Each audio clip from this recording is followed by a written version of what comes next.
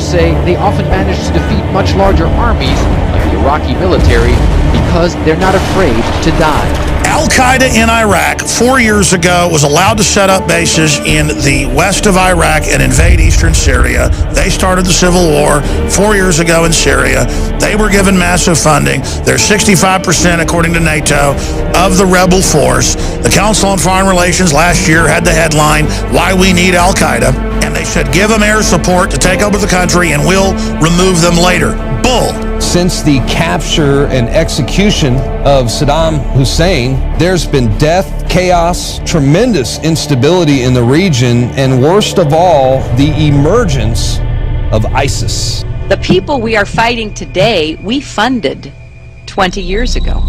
فما متاع الحياة الدنيا في الآخرة إلا قليل. ISIS looks like it in fact can capture and hold territory, and that is their whole goal, to continue to expand throughout the region. The White House armed, funded, militarily aided and gave political office to the guy now leading ISIS terrorists in Libya. I don't care about the report. I know these people intimately. We talk to them all the time. Abdel Hakim Belhaj, seen here meeting with Senators John McCain and Lindsey Graham, was the emir of the Libyan Islamic Fighting Group, LIFG, an organization affiliated with Al-Qaeda and the Taliban, which killed US troops in Iraq and Afghanistan. I know these people. I'm in contact with them all the time. We know the United States arms, trains, and funds ISIS. Is the U.S. involved with any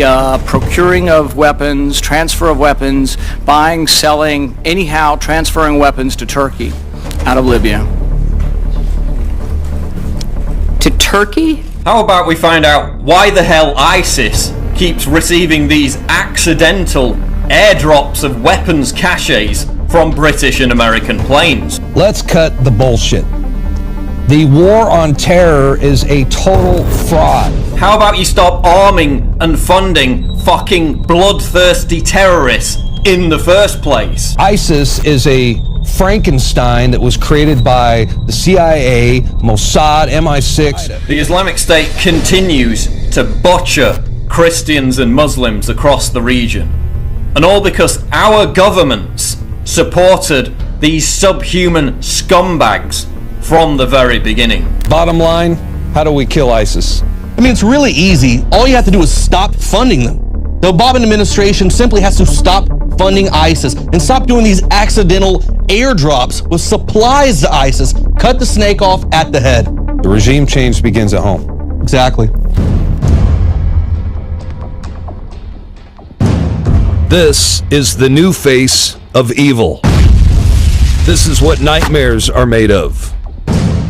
Ruthless, cold-blooded killers on a mission to wage war, to annihilate millions of people. We are their enemy, and they will stop at nothing to destroy us. All measures should be taken in our defense, that always will we remember the character of the onslaught against us. Look, ISIS got started through funding from our friends and allies, because as people will tell you in the region, if you want somebody who will fight to the death against Hezbollah, you don't put out a recruiting poster and say, you know, sign up for us, we're going to make a better world. You go after zealots, and you go after these religious fundamentalists. That's who fights Hezbollah. We have been fighting alongside Al-Qaeda, fighting alongside ISIS. ISIS is now emboldened in 2 countries. But here's the anomaly. We're with ISIS in Syria. We're on the same side of the war. When we started the war on terror after 9/11, it was essentially a war against Al-Qaeda and similar organizations. We have gone full circle from opposing Al-Qaeda, complete circle, to where we now supply them, we arm them, we finance them, and it's all coming with the approval of the highest authorities in the United States government. I think every American would be surprised to know that for years our government has been providing both direct and indirect support to these armed militant groups who are working directly with or even under the command of terrorist groups like Al-Qaeda and ISIS, all in their effort and fight to overthrow the Syrian government. Our bill does a simple thing, and it says that our taxpayer dollars should not be used. They already reject ISIL. Do you know any major Arab ally that embraces ISIL? I know major Arab allies who fund them. I mean, it was very clear what we were going to face. Well, I admire your frankness on this subject. Very clear what we were going to face. Let me just before we move on, just to clarify once more. You are basically saying that even in government at the time, you knew those groups were around. You saw this analysis, and you were arguing against it. But who wasn't listening? I think the administration. The administration turned a blind eye to your analysis. I don't know if they turned a blind eye. I think it was a decision. I think it was a willful decision. Hillary Clinton is described already. The meeting in the White House over 2 years ago, everyone in the national security team recommended arming ISIS. Was moving too slowly, but the fall of Ramadi has galvanized the Iraqi government. So with the additional steps I ordered last month, we're speeding up training of ISIL forces, including volunteers from Sunni tribes in Anbar province. Saudi Arabia, Qatar, other Gulf states, Turkey, Jordan, ourselves, Britain, France, all fund, train, support, and ultimately are responsible for these monsters running around in their latest branded name, ISIS, which I will repeat a third time stands for Israeli Secret Intelligence Service. Hi, this is Joseph from the Israel Advocacy Movement. On Sunday, I happened across a vigil for the victims of the recent ISIS bombing in Karada, Iraq. As I was stood there, thinking about the senseless loss of life at the hands of ISIS, a woman recognized that I was Jewish and came running over to tell me that ISIS were in fact Jewish, and this was a Jewish bombing in Iraq. While I'm sure most people on this anti-ISIS demonstration didn't share this view, scarily a number of them did, and were only too quick to tell me this. No, I will show, I have evidence. You have evidence that ISIS is Israel? Zionist. I am a Zionist. When they get injured, can I suggest I tell you one. Can I suggest give me one. Can I just record this, please? For one sake. No, for one sake. For your sake. There is a report. There is a report. Just look at it. And the source of the report. I'm sorry. Can I just record this, please? Because I really want to get this. Israeli minister. Yeah. You don't believe in Israeli minister? He's going on news. Let's look. Look what he's saying. And they're saying that they provide medical assistance to them. And you would have Iran run Syria, a horrible prospect for us, or Daesh, which is also there, touching our borders on the Golan. When two of your enemies are fighting each other, I don't say strengthen one or the other, I say weaken both, or at least don't intervene, which is what I've done. I've not intervened. I have acted several years ago, and I think I was the first country to do that, to put a military hospital 10 yards away from our border with the Golan, with Syria.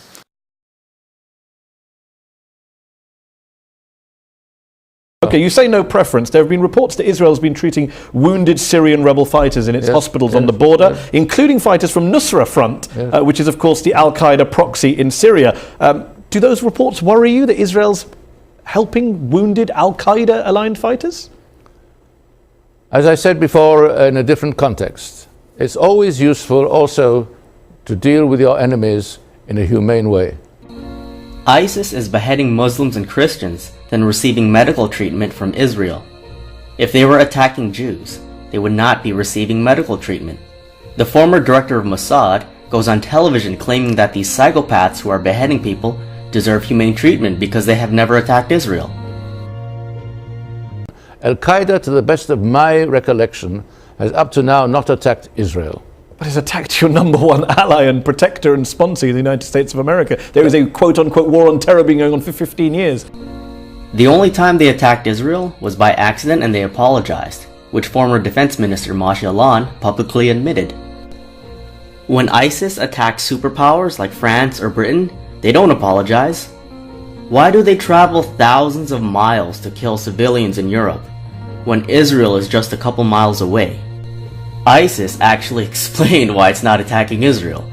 The Islamic State said in its weekly newspaper that it has not focused on attacking Israel because it does not believe the Palestinian cause is more significant than other issues affecting Muslims.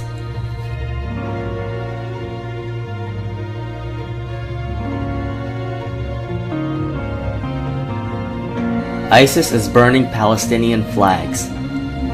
ISIS is beheading and raping Palestinians. An ISIS leader was arrested in Libya and was discovered to be a Mossad agent. You tell the story about how you tried to find out what they call the Mossad when they deal with publicly? I thought it was a reasonable question, but the trouble is you can't pick up the phone book. There's no Langley in Israel that you can look up, CIA or in our case the Mossad. We thought we should ask, what shall we call it in English? You can translate the Hebrew words, as I said, Mossad is institute, but when they write a letter to their friends in the CIA or the British intelligence, what do they call themselves? It took a while. It was a matter of asking the Prime Minister's spokesman. The best you could do, because officially the Mossad is under the Prime Minister's office. And I think he sort of wondered why you want to know and all that, so we explained. And he came up with the Israeli Secret Intelligence Service. I mean, if it were to have initials, it would be ISIS.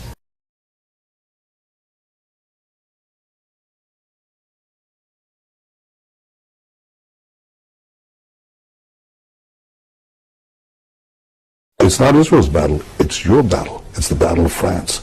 Because it's the same battle. If they succeed here, if Israel is the one that's blamed here and not the terrorists, if we don't stand together, then this terror plague will come to you. It's just a question of time. It will come to you, it will come to France.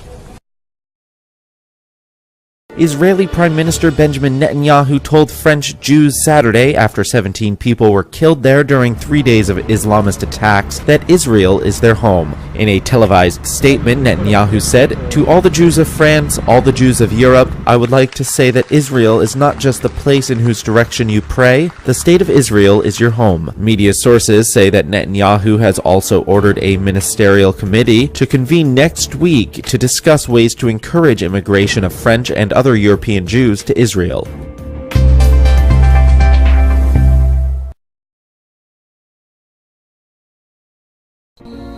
ISIS and Israel both attack Palestinians. ISIS attacks Syrian forces. Israel airstrikes Syrian forces. ISIS attacks Hezbollah. Israel airstrikes Hezbollah. ISIS attacks all of Israel's enemies regularly but has never attacked Israel. Israel is supposedly the only democracy in the Middle East, with Western values and freedom that these people hate. While serving as defense minister, Moshe Alon said that he prefers ISIS, terrorists that are going around beheading people, to be in control of Syria, instead of the Syrian government who is allied with Iran. The Israeli government wants ISIS to keep destabilizing Syria and continue pushing refugees to Europe. In 2015, Foreign Minister Avigdor Lieberman publicly called for disloyal Israeli Arabs to be beheaded. That is essentially what ISIS is doing. After Yalon resigned, Netanyahu asked Lieberman to become the new defense minister, and he accepted. Breaking down the Arab states is Israeli strategic thinking. The 1982 Oded Yanon plan has undoubtedly been aided by ISIS. Any arrangement that is struck in Syria, if one is achievable, I'm not sure. I'm not sure Humpty Dumpty can be put back together again.